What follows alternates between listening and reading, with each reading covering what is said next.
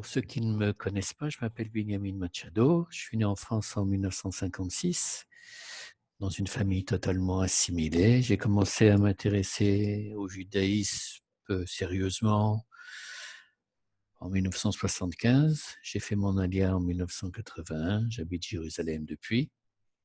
Ça fait plusieurs années que je donne des cours à gauche et à droite à un public divers. Et vu l'accueil généralement favorable, je me suis dit que je pourrais peut-être essayer de traduire certains de ces cours en français pour les mettre à la disposition de ceux pour qui cette langue est plus aisée en accès. Le sujet de ce cours, c'est comment concilier la notion de libre arbitre avec le fait que Dieu connaît le futur. C'est exactement ce qui va se passer. 90% des idées que je vais exposer sont des idées de notre tradition. Et quand j'aurai des points qui sont l'objet de ma réflexion personnelle, alors je les soulignerai pour pas qu'on se mélange. Le sujet du libre arbitre est un sujet qui m'intéresse depuis mon adolescence. J'ai passé pas mal de temps à y réfléchir. Et c'est un élément fondamental dans le judaïsme, un principe fondamental. En effet, sans libre arbitre, il ne peut y avoir de responsabilité de l'individu dans ses choix moraux, bien évidemment. Il ne peut non plus avoir de système de ce qui est considéré comme en hébreu sachar ve'onesh, donc récompense et punition, ou, si vous préférez un autre langage, de conséquences de décisions que nous pouvons prendre, de choix que nous pouvons faire. Le sujet du libre arbitre apparaît dès le début de la Genèse avec Caïn et Abel. Et il y a un fameux verset après que Caïn tue Abel où Dieu l'interpelle et Caïn lui répond « Suis-je le gardien de mon frère ?» C'est une phrase très connue dans notre culture. En hébreu, c'est écrit Hashomer, Achi, Anochi. Et en fait, il y a un midrash, c'est quelque chose que j'ai appris de Armoire Bécassis, je crois d'Afka en 1975. Ce midrash dit que on peut lire cette phrase de manière différente, non pas sous la forme d'un point d'interrogation, suis-je le gardien de mon frère, mais sous la forme d'une affirmation. Et je vais reprendre l'ordre des mots en hébreu. Hashomer Achi, le gardien de mon frère, deux points, Anochi. C'est toi Dieu, en fait. Anochi, Anochi Hashem, c'est le premier mot qui commence les 10 commandements. C'est un terme qui désigne en général Akadosh Baruch Hu. Donc, ce que Caïn veut dire à Dieu dans ce midrash, d'après ce midrash, c'est « Qu'est-ce que tu viens me chercher, Noise ? Si toi, tu n'avais pas voulu que que Abel soit tué, ben pourquoi m'as-tu laissé faire ? Tu es aussi responsable que moi. » Contre cette position décrite par le Midrash, la tradition juive s'inscrit en faux de manière violente. Il n'y a aucun doute pour elle que nous sommes responsables de nos actes. Alors on peut bien évidemment définir des degrés de responsabilité, mais ça sera au tribunal, éventuellement sur cette terre, de les définir, mais responsabilité, il y a. Maintenant, si demain, on devait envisager, selon la proposition de Caïn, que nous n'avons pas de libre arbitre. D'une certaine manière, ça reviendrait à dire que nous sommes des sortes de robots programmés à l'avance, où tout est décidé. On croit que nous prenons la décision de faire telle ou telle chose, mais en fait, ce n'est pas nous vraiment qui prenons la décision. Alors, il se peut qu'il y ait des gens qui soient attirés par ce scénario. Il me semble que la plupart d'entre nous ne seraient pas confortables avec une telle approche et considèrent que ce que la tradition juive nous propose est conforme à la réalité. Alors, le problème qui est soumis, à ce moment-là, si nous avons un libre arbitre, comment se fait-il que ce libre arbitre puisse coexister avec le fait que Dieu connaît tout, ce qui va se passer, le passé, le présent, le futur.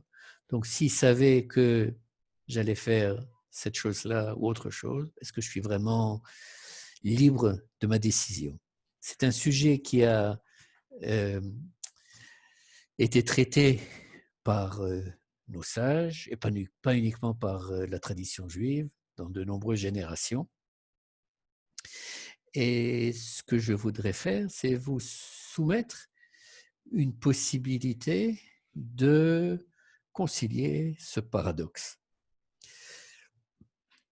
Cette proposition, cette réflexion se base sur deux éléments principaux. Le premier, c'est la notion de temps chez le Créateur, et deuxièmement, la notion de savoir chez lui. On va commencer donc par la notion de temps. Et avant de parler du Créateur, on va parler de nous-mêmes, puisque pour nous, êtres humains, le temps est une partie intégrale de notre vie, de notre manière de nous situer, de nous comprendre. Nous avons le matin, le midi, le soir. Nous travaillons la semaine, nous avons les années. Il y a le cycle de la vie de la naissance à la mort. En fait, il me semble qu'on peut difficilement se concevoir en dehors du temps. C'est quelque chose qui est tellement intrinsèque, qui fait partie de nous, ça fait partie de notre essence, il me semble. Qu'est-ce qui va se faire demain? Qu'est-ce qu'on va faire maintenant? Où allons-nous passer nos vacances? Dans des sujets qui sont très importants. Maintenant, il me semble que pour Dieu, la situation est radicalement différente. Pourquoi? Parce que de la même manière qu'il a créé le monde, il a créé le temps. C'est pas moi qui le dis, c'est d'une part dans le récit de la création, comme on va le voir dans 2 minutes, et également quand vous lisez le Guide des égarés du Rambam, de Maïmonide, il a une phrase que je vais dire en hébreu, Vegam hazman atzmo miklal hanivraim. C'est-à-dire que le Rambam dit que le temps lui-même fait partie des créatures, de ce qui a été créé par Dieu. Maintenant, si on se reporte au récit de la création, donc le premier chapitre de la Genèse, de Bereshit, on voit que le soleil, la terre, les astres n'apparaissent qu'au 4e jour de la création. Donc, ce n'est qu'au 4e jour de la création que le temps, tel que nous le connaissons, fait son apparition.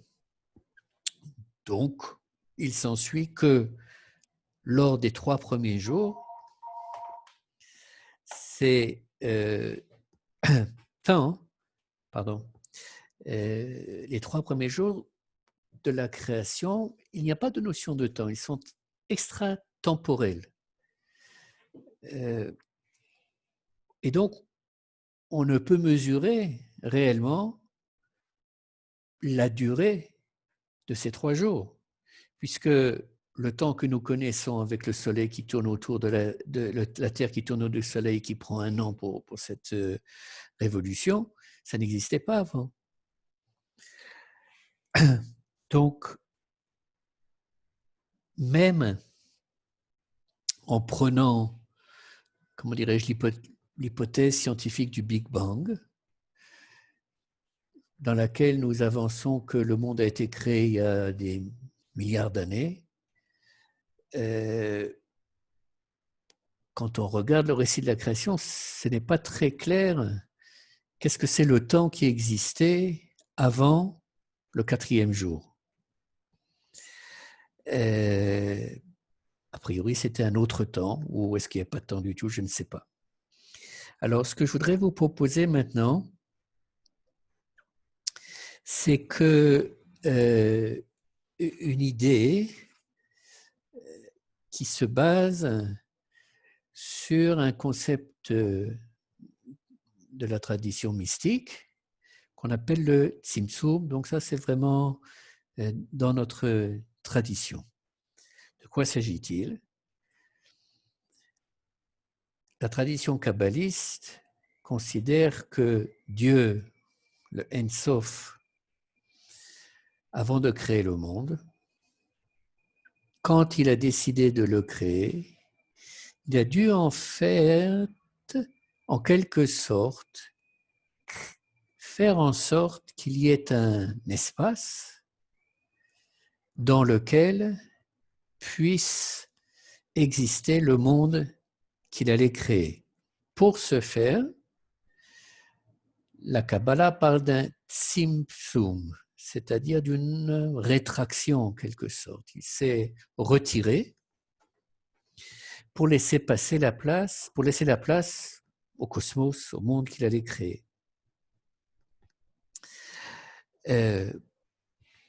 Et en fait, quand on y réfléchit, il s'est tellement contracté, tellement retiré en quelque sorte de ce monde pour lui laisser la place, qu'il nous donne à tous la possibilité de considérer que le monde n'a pas été créé. Personne ne peut avancer une preuve, je ne pense pas, qui va prouver que le monde a été créé. Ça fait partie du domaine des croyances, mais pas de la science. Pardon. Eh bien,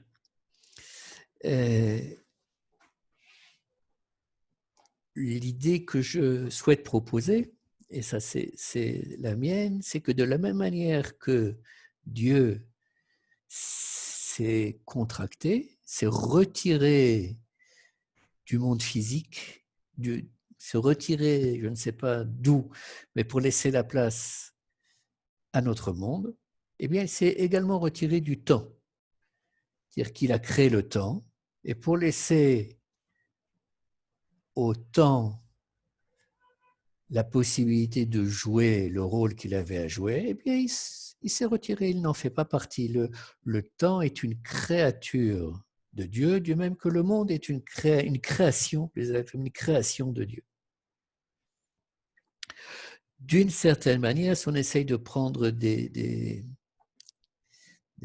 exemples pour essayer de comprendre davantage, c'est comme si Dieu pouvait regarder le monde comme un observateur extérieur et qui pouvait voir simultanément toute l'histoire humaine du début à la fin. Disons que si nous, on a vu un film, qu'on connaît le film, qu'on va le revoir, et bien on va le revoir, on sait ce qui s'est passé au début, on sait ce qui va se passer, etc. L'exemple n'est pas parfait, loin de là, mais il y a un côté extérieur à la relation entre le créateur et ce qu'il a créé. Il est difficile pour nous d'imaginer un être, en l'occurrence le créateur, qui est extratemporel, puisque le temps est tellement intrinsèque, tellement important pour nous. Et je voudrais, pour essayer d'avancer un petit peu, partager avec vous un une allégorie, un exemple que j'ai entendu, je ne sais plus, en 75 ou en 76, par un Rav à Paris qui s'appelait le Rav Pachter, qui était Lubavitch, et qui a donné une image tentant d'expliquer l'écart dramatique qui existe entre nous et Dieu. Et cette image m'a tellement parlé, frappé, que je m'en rappelle jusqu'à ce jour. Et je l'utilise de temps en temps. Donc le Rav Pachter a pris l'exemple suivant. Il a dit, supposons que nous soyons, nous, êtres humains, chaque individu, nous soyons une lettre d'un Sefer Torah qui soit en train d'être écrit. Alors, nous, en tant que lettre, on va donc être en un petit morceau, pas un morceau, une goutte d'encre qui va être déposée par un stylet spécial qui est tenu par le Sofer Stam, par la personne qui écrit le Sefer Torah.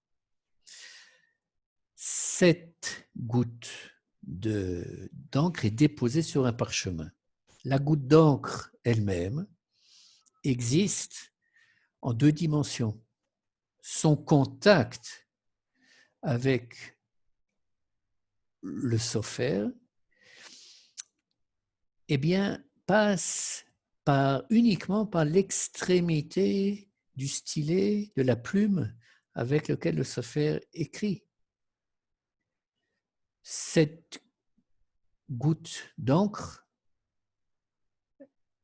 n'a aucune possibilité d'imaginer que de l'autre côté de l'extrémité de ce stylet, il y a un stylet, que ce stylet est tenu par une main et qu'au bout de la main, il y a un bras, que ce bras fait partie d'un corps et que ce corps appartient au Sofer qui, en fait, a une kavana, a une intention et qu'il écrit, en fait, une lettre. Et il y a une impossibilité, en d'autres termes, absolument incommensurable pour cette goutte d'encre d'imaginer le Sofer. Et de la même manière, pour nous, en tant que créatures, de concevoir, d'imaginer notre Créateur.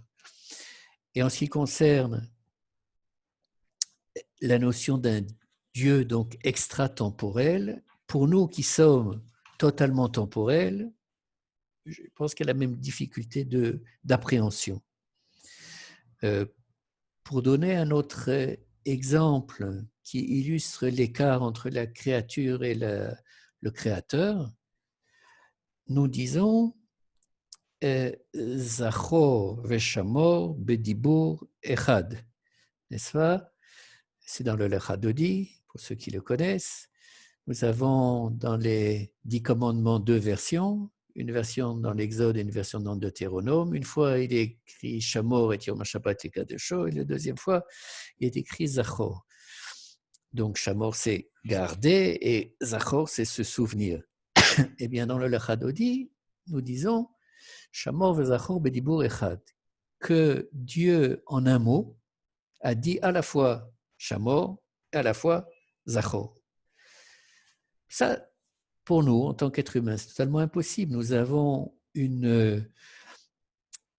parlons de manière linéaire, un mot après un autre. Nous entendons également de manière linéaire. S'il y a 3 personnes qui parlent en même temps sur des sujets différents, on sera absolument pas capable de comprendre ce qui a été dit.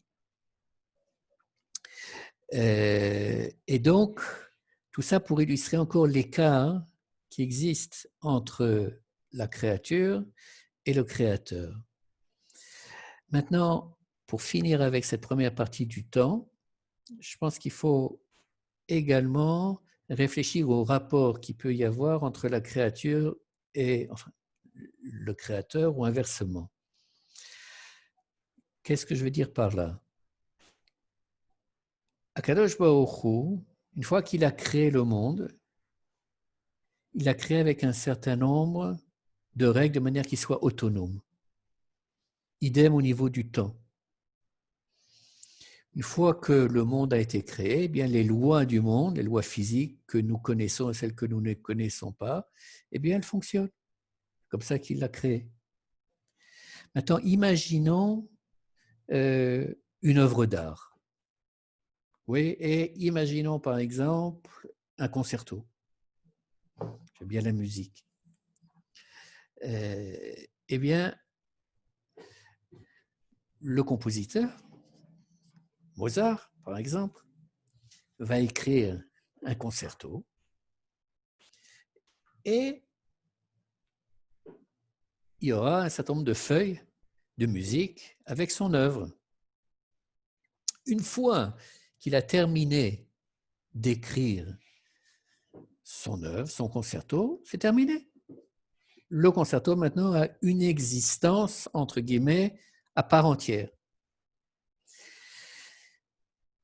Comment se manifeste cette existence? Eh bien, elle va se manifester par le fait que ce concerto va être joué par différents groupes de musiciens, des orchestres, en musique de chambre, peu importe, différents interprètes et différents chefs d'orchestre.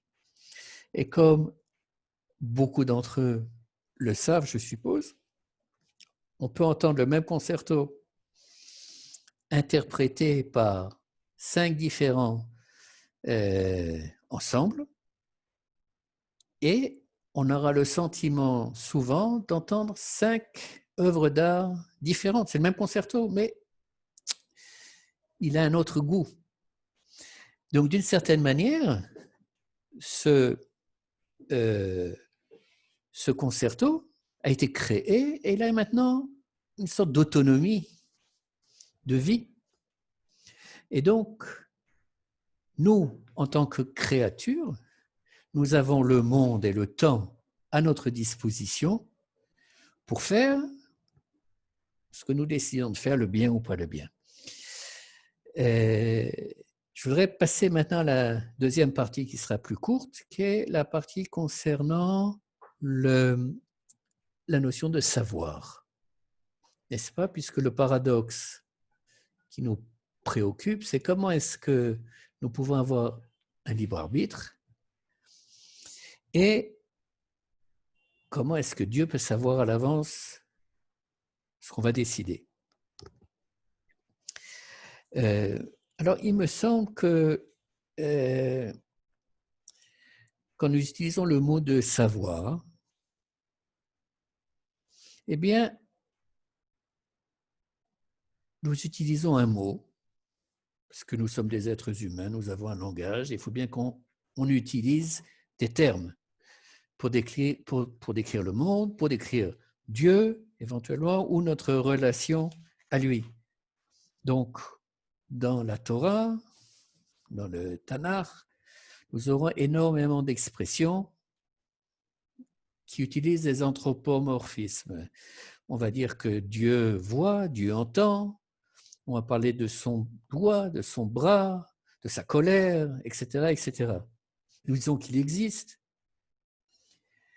mais tout ça ne sont que des termes humains, puisqu'on ne peut pas utiliser des termes qui ne sont pas humains, mais qui sont loin de pouvoir décrire une réalité indescriptible.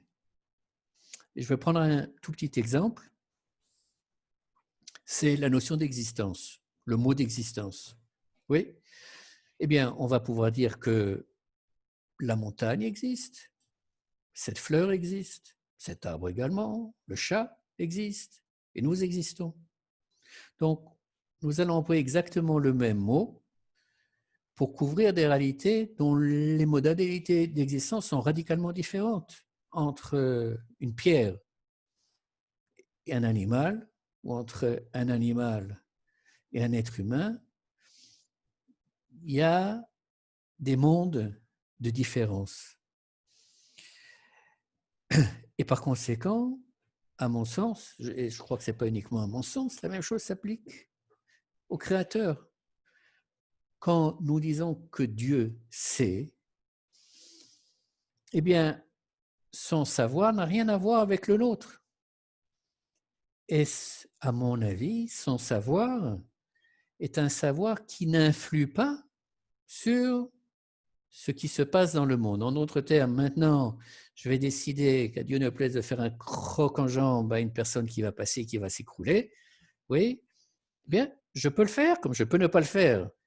Mais Dieu n'a rien à voir dans l'histoire. Il va pouvoir savoir ce qui se passe sans pour autant qu'il ait influencé en quoi que ce soit mon action. Donc, pour terminer, à mon avis, la combinaison du fait que nous sommes en face d'un créateur qui est en dehors du temps et de l'espace, et pour qui la notion de savoir n'a rien à voir avec la nôtre, nous permet de concilier ce qui pourrait apparaître comme un paradoxe, qui est que oui, nous sommes responsables, nous avons le libre arbitre de nos choix moraux, et lui sait quelles vont être nos décisions. Voilà.